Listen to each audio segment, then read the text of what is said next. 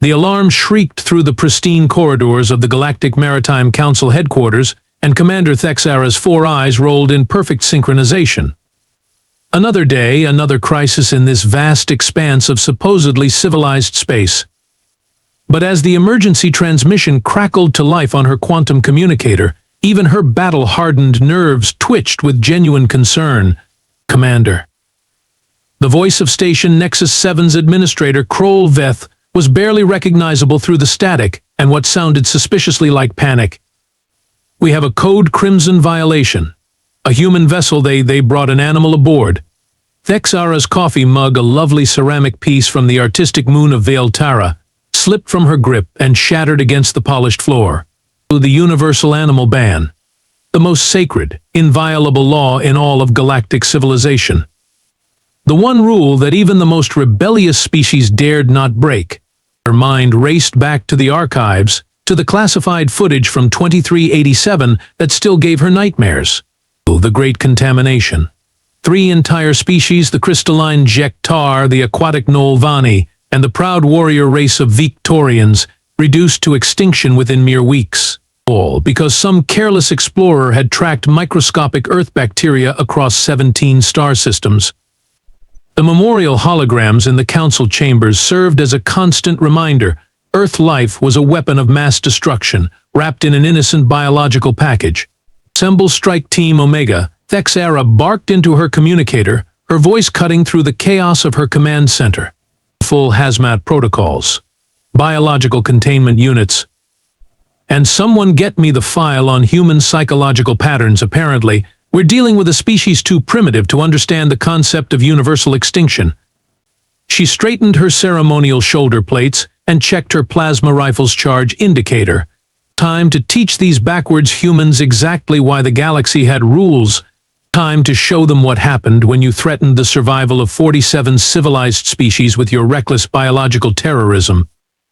After all, how dangerous could one little human animal really be? The boarding tubes connected with a satisfying thunk against the hull of the human vessel Lucky Strike, and Thex'ara's strike team moved with military precision through the airlock. Full environmental suits, bioscanners running hot, plasma weapons charged and ready. They were prepared for biological warfare, alien parasites, maybe even weaponized viruses. What they found instead was Captain Jake Morrison, leaning casually against a coffee dispenser, sipping from a mug that read Galaxy's okayest pilot. The human didn't even look up when 6 heavily armed Keth Mori soldiers burst through his ship's entrance. "You guys want some coffee?" Jake asked, gesturing vaguely at the dispenser. "Fair warning, though, it's been brewing since Tuesday and I'm not entirely sure what day it is now." Thex'ara's translator struggled with the human's relaxed tone. This was not the response of a biological terrorist caught red-handed. This was casual conversation. Human Morrison. Thex'ara's voice boomed through her suit's external speakers. "You stand accused of violating Universal Statute 847 Alpha, the transportation of Earth biological matter across galactic borders. Where is the creature?" Jake blinked slowly, as if processing the question through several layers of sleepy confusion. "Creature? Oh, you mean Biscuit?" He pointed toward the ship's small galley area. "She's probably napping in her favorite sunbeam. Fair warning, though, she gets cranky when people wake her up." The strike team's bioscanners went absolutely berserk as they approached the galley. Radiation alarms, biological threat warnings, contamination alerts, every possible safety protocol screaming at maximum volume. And there, curled up in a patch of artificial sunlight, was the most terrifying weapon of mass destruction the galaxy had ever seen. An orange tabby cat, roughly 8 pounds, purring contentedly in her sleep. "Sweet merciful stars," whispered Sub-Commander Velnek, backing away from the containment area. It's so small. How can something so tiny carry enough biological agents to wipe out entire systems?"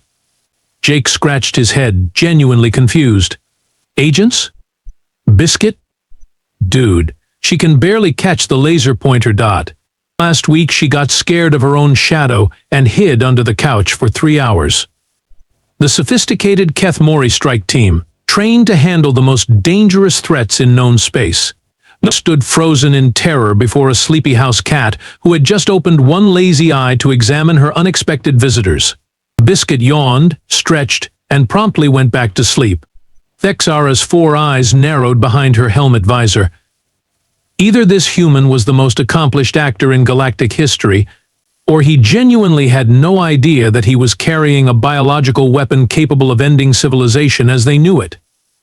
The emergency klaxon from Station Nexus 7 cut through the tense standoff like a plasma blade through butter. Thex'ara's communication array lit up with incoming distress signals, each one more desperate than the last. Commander Thex'ara. Krollvet's voice had deteriorated from panic to something approaching hysteria. The station something's wrong, people are collapsing in the corridors. Jake looked up from his coffee with mild interest, as if someone had just mentioned the weather might turn cloudy.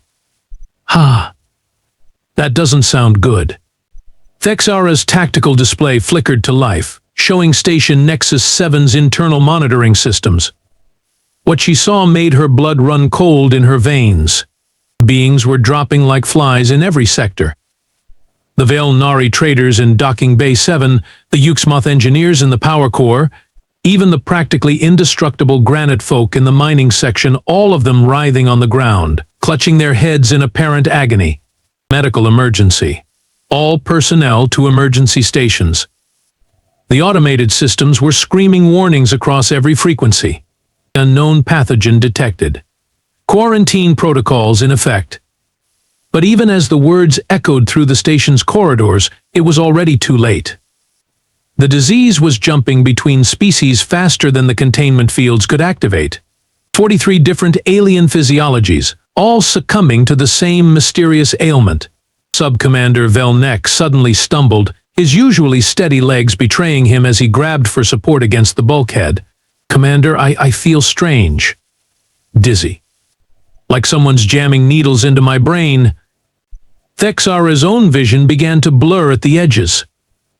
The sophisticated bioscanners built into her suit were going absolutely berserk, detecting cellular breakdown, nervous system disruption, and something that looked suspiciously like rapid organ failure. Fascinating, she whispered, her analytical mind still functioning despite the growing pain in her skull. It's targeting our neural pathways specifically. Cross-species compatibility suggests an intelligence behind the pathogen, something that understands biological systems at a fundamental level. Within minutes, half her strike team was on their knees, fighting off waves of nausea and disorientation. The station's population of 50,000 beings was facing complete extinction, and their most advanced medical technology was as useless as decorative crystals. Jake Morrison, meanwhile, remained completely unaffected. He sipped his terrible coffee and watched the chaos unfold with the detached interest of someone observing an interesting documentary. You know, he said conversationally, as trained Kethmori warriors collapsed around him, this reminds me of that time Biscuit got into my herb garden and knocked over the catnip. Similar level of chaos, really. Thex'ara tried to focus her failing vision on the human. How was he still standing? How was he still healthy? Unless... Human Morrison, she gasped through gritted teeth. What exactly do you know about biological warfare? Jake set down his coffee mug with the deliberate care of someone who had clearly been through this conversation before. Look, Commander, what's your name again? Right, Thex'ara? Here's the thing, I'm technically under arrest for bringing Biscuit aboard your station, but I'm thinking maybe we could put that whole legal drama on hold while your people are, you know, dying horribly? Thex'ara's pride warred with her survival instincts as another wave of agony shot through her nervous system. Around them, her elite strike team was reduced to groaning heaps of advanced military equipment and failing biology. Your medical knowledge is primitive at best, she wheezed, struggling to maintain her authority even as her legs gave out beneath her. Our physicians have studied for centuries. Our technology can rebuild organs at the molecular level. What could you possibly? Yeah, about those physicians, Jake interrupted, gesturing toward the medical bay where the station's chief doctor, a brilliant Zenkari with 6 medical degrees, was currently face down on the floor, twitching occasionally. How are they working out for you right now? The brutal logic was undeniable. Every piece of sophisticated alien medical technology, every quantum diagnostic scanner, and every molecular reconstruction unit, all of it completely useless against whatever was systematically shutting down the station's population. Jake was already moving toward Biscuit's containment area, completely ignoring the plasma rifles that were theoretically still pointed at him. I'm going to do something that's going to absolutely terrify you people, but trust me, it's probably your only shot at not becoming a floating graveyard. Morrison? No? Thex'ara tried to stand, but her equilibrium was shot. That creature is a biological weapon. You cannot. The containment field deactivated with a soft chime, and Biscuit stepped delicately out into the ship's main corridor. For a moment, she simply sat and began grooming her left paw with the focused concentration that only cats could achieve. Then something changed. Biscuit's head snapped up, her ears rotating like tiny biological radar dishes. Her pupils dilated to full black circles, and she began sniffing the air with an intensity that made Thex'ara's remaining functional sensors twitch with alarm. "There we go," Jake said quietly, watching his cat with the attention of a trained observer. "She's picking up something your scanners missed." Biscuit began moving through the ship with purpose, her nose practically glued to the air vents. She paused at specific junction points, hissed softly at others, and eventually led them to a maintenance panel that looked completely normal to alien eyes. "Your plague isn't biological," Jake explained, following Biscuit's guidance to examine the ventilation system. "Well, not exactly. Microscopic parasites, probably from that asteroid chunk you guys towed in for mining last week. They were dormant until they hit the warm, oxygen-rich environment of your station." Thex'ara's failing vision focused on her scanner readings. They're tiny, almost invisible organisms floating through the air circulation system, too small for their technology to classify as a threat. But somehow, the primitive Earth feline had detected them immediately. Earth animals. Jake continued, gently stroking Biscuit's fur as she continued her invisible hunt, spent millions of years evolving alongside every nasty little parasite, virus, and biological nightmare you can think of. We didn't conquer our planet, we learned to coexist with everything trying to kill us. Biscuit here has natural immunity to about 10,000 different pathogens that would liquefy your average alien in minutes. The implications hit Thex'ara like a plasma bolt to the brain. Humans weren't primitive, they were the galaxy's ultimate survivors. What followed was the most surreal tactical operation in Thex'ara's distinguished military career. Instead of plasma rifles and quantum scanners, they were following a small orange cat through the corridors of Station Nexus 7, watching her nose twitch as she tracked invisible death through the air vents. Biscuit moved with the focused precision of a trained operative, padding silently through sections where Keth Mori soldiers would have triggered every sensor in the system. She paused at corridor intersections, tested the air currents, and then either proceeded forward or backed away with obvious distaste. "She won't go into Section C7, Jake observed, watching his cat sit firmly at a junction entrance, her tail lashing with agitation. "That means the parasite concentration is probably lethal in there. Your people who went into that area first." Thex'ara checked her tactical display and felt her secondary stomach clench. Section C7 was where the first casualties had been reported. The maintenance crew that had been working on the asteroid processing equipment all dead within minutes of exposure. But how can she detect concentrations that our molecular scanners missed? Sub-Commander Velnek wheezed, leaning heavily against a bulkhead. Half his face was paralyzed, but his scientific curiosity remained intact. Jake knelt down and gently opened Biscuit's mouth, revealing tiny fangs and a pink tongue. "See this? Cat saliva contains lysyme lactoferrin and about 40 other antibacterial compounds, but that's just the basic package. Biscuit here has been exposed to Earth's biological warfare since she was born. Her immune system is basically a living laboratory." To demonstrate, Jake allowed Biscuit to lick a small sample vial that his ship's basic medical kit had provided.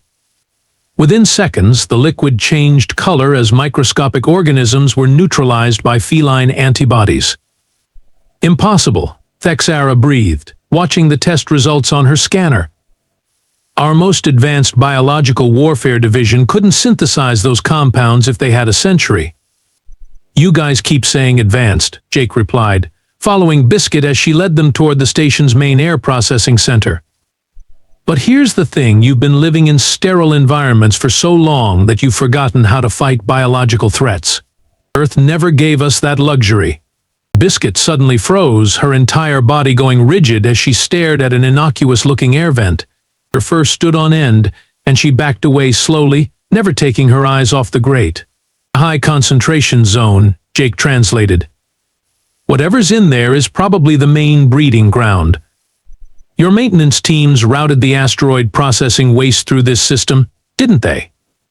Thex'ara's tactical mind was reeling. This small Earth creature was providing intelligence that their most sophisticated sensors had completely missed. She was mapping contamination zones, identifying safe passages, and essentially conducting biological reconnaissance that would have taken her teams hours to accomplish with their best equipment. For thousands of years. Jake continued, watching Biscuit methodically test each air current. Cats were humanity's early warning system. They detected plague rats in medieval cities, identified contaminated food supplies, and warned us about biological threats we couldn't even see. We didn't domesticate cats, we formed a partnership with them. The implications were staggering. While galactic civilization had focused on technological advancement, humans had maintained a symbiotic relationship with creatures that were essentially living biological sensors. Each Earth animal represented millions of years of evolutionary arms races against microscopic enemies. Your species, Thex'ara said slowly, watching Biscuit continue her systematic analysis of the station's contamination, didn't just survive your homeworld. You weaponized it. Jake grinned, the first genuinely amused expression he'd shown since the crisis began. Lady, we didn't weaponize anything. We just learned to listen when our partners told us something was trying to kill us. Biscuit's not a weapon, she's Earth's most sophisticated biological detection system, and she runs on tuna and belly rubs. Biscuit led them deeper into the station's infrastructure, past the gleaming corridors where dignitaries normally walked, down into the utilitarian maze of pipes and processors that kept 50,000 beings breathing.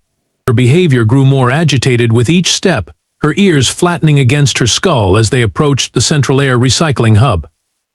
There, Jake said quietly, watching his cat's reaction to a massive ventilation unit that hummed innocuously in the center of the chamber. That's your ground zero? Thex'ara's failing scanners finally registered what Biscuit had detected from hundreds of meters away. A writhing mass of microscopic parasites had turned the main air filter into a breeding colony. Every breath the station took was cycling through this contaminated system, spreading death to every corner of their supposedly secure habitat. The asteroid processing created the perfect environment, Jake explained, kneeling beside Biscuit as she sat at a careful distance from the infected machinery. Warm, humid, oxygen-rich, and your people had no biological defenses because you've been living in sterile bubbles for centuries. But then something unexpected happened. Biscuit began to purr. It started as a soft rumble, barely audible above the station's mechanical humming.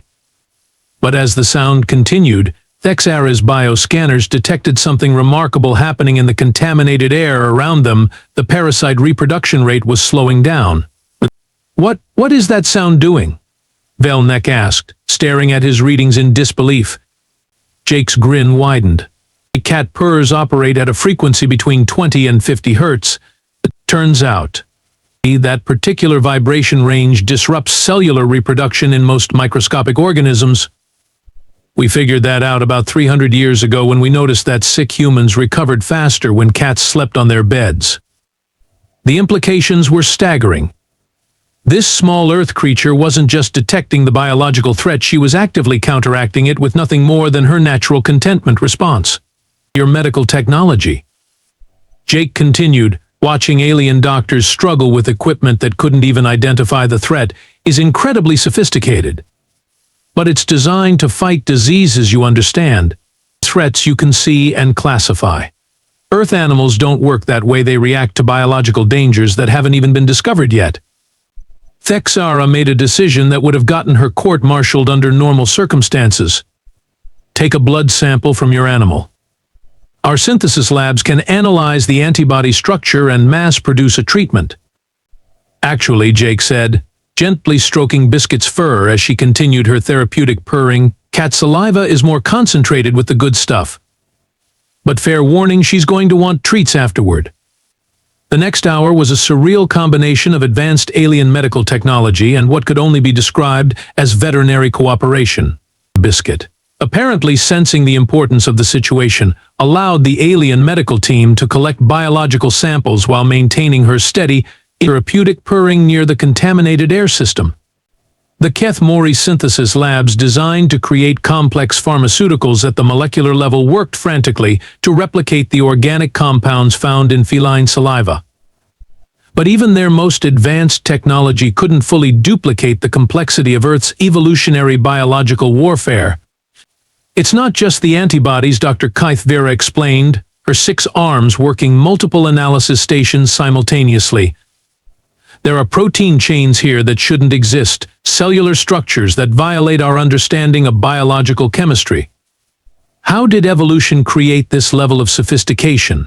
Evolution didn't create it, Jake replied, watching the treatment synthesis progress on alien displays he couldn't even read. Evolution survived it. Every cat alive today is the descendant of millions of ancestors who fought biological threats that would make your nightmares look like bedtime stories. The cure, when it finally emerged from the synthesis labs, was a hybrid creation alien technology guided by Earth biology. They distributed it through the same air system that had spread the plague, and within minutes, beings throughout the station began to recover. Thex'ara felt her vision clear, her balance return, and her analytical mind restart as the treatment counteracted the microscopic invaders. Around her, 50,000 beings were returning from the brink of extinction, saved by the biological wisdom of a small orange cat who was now demanding the promised treats. "We were wrong," she said quietly, watching Jake produce a small bag of something called salmon bits from his pocket. "We thought we were advanced because we conquered biology. But you never tried to conquer it, you learned to partner with it." Jake settled into a chair in the station's medical bay, Biscuit purring contentedly in his lap as she demolished her well-earned treats. Around them, alien medical staff were studying the hybrid cure with the fascination of scientists who had just witnessed their fundamental understanding of biology get turned upside down. "You want to know the real secret about Earth?"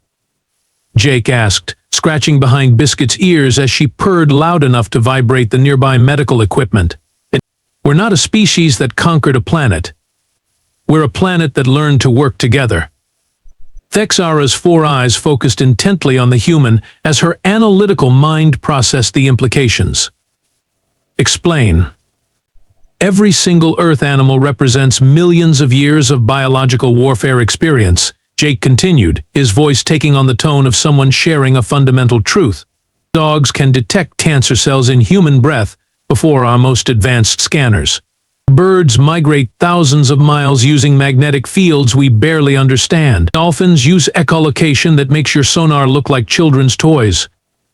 He gestured to Biscuit, who had finished her treats and was now grooming her paws with systematic precision. "Cats like Biscuit here have been Earth's biological early warning system since before humans developed agriculture. They detect diseases, identify contaminated food sources, and alert us to microscopic threats that we can't even perceive." The revelation hit Thex'ara like a cascade of falling dominoes. Your universal animal ban, it wasn't based on wisdom. It was based on fear. "Exactly," Jake nodded. "You saw the great contamination and decided Earth life was too dangerous to exist alongside galactic civilization. But here's what you missed: the contamination wasn't caused by Earth animals being dangerous. It was caused by removing Earth animals from the equation." Thex'ara's analytical mind raced through the historical records. The Great Contamination had indeed started when Earth explorers began traveling without their animal companions, relying solely on technological sterilization protocols. "Those early human explorers who caused the contamination," she said slowly, "they weren't traveling with animals, were they? They were following galactic sterilization protocols." "Bingo," Jake replied. "We isolated ourselves from our biological partners, trusted your technology instead of millions of years of evolutionary experience, and the result was exactly what you'd expect when you take Earth life and remove Earth's natural defense systems." Around them, alien medical staff were discovering that the hybrid cure worked on principles their most advanced theories couldn't explain. Feline antibodies were neutralizing threats through mechanisms that violated established biological science.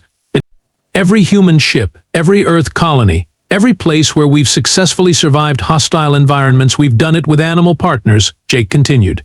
Dogs for security and disease detection. Cats for microscopic threat identification. Birds for environmental monitoring. We didn't domesticate them, we formed a symbiotic network. Thex'ara stared at Biscuit, who was now engaged in the apparently crucial task of cleaning between her toes. This small creature represented more biological warfare experience than the entire Galactic Medical Council possessed. "You're telling me," she said carefully, "that what we've classified as primitive human attachment to animals is actually the most sophisticated biological defense network in known space." Jake's grin could have powered a small starship. "Lady, you've been calling us primitive while we've been carrying around living biological computers that can detect, analyze, and neutralize threats that your technology can't even perceive. We don't just survive hostile environments, we thrive in them. Because we never forgot that survival is a team sport." The implications were staggering. Humans weren't primitive, they were the only species in the galaxy that had figured out how to weaponize cooperation itself. 3 weeks later, the Galactic Council convened in emergency session for only the 7th time in recorded history. Representatives from 47 species gathered in the Grand Assembly Chamber, their attention focused on an unprecedented sight. Commander Thex'ara of the Kethmori addressing the council while a small orange cat sat calmly on the speaker's podium. "Esteemed colleagues," Thex'ara began, her voice carrying across the vast chamber, "I stand before you today to propose the immediate revocation of Universal Statute 847 Alpha, the animal ban. Not because Earth creatures are harmless, but because we finally understand they're not weapons. They're partners." The vote was unanimous. Within hours, the first human ships began arriving at galactic stations across known space. Each vessel carried not just human crews, but their biological partners: cats for microscopic threat detection, dogs for security and health monitoring, birds for environmental analysis, and dozens of other Earth species that represented millions of years of evolutionary survival expertise. Biscuit, now bearing the official title of Chief Biological Defense Consultant and a tiny ceremonial badge that she had promptly tried to eat, supervised the integration process from Jake's shoulder. "So let me get this straight," Jake said to Thex'ara as they watched the first mixed human-alien crew prepare for departure. "The most advanced civilizations in the galaxy just learned survival tactics from my housecat, who spends half her day sleeping and the other half knocking things off tables?" Thex'ara's 4 eyes gleamed with something that might have been humor. "Morrison, your housecat just revolutionized galactic civilization. I think she's earned the right to knock a few things off tables." As the human ships joined the galactic fleet, their running lights twinkling among the stars, one truth echoed through the cosmos. Sometimes the most advanced technology in the universe comes with fur, 4 legs, and an attitude problem. Evolution, it turned out, had always been the better engineer.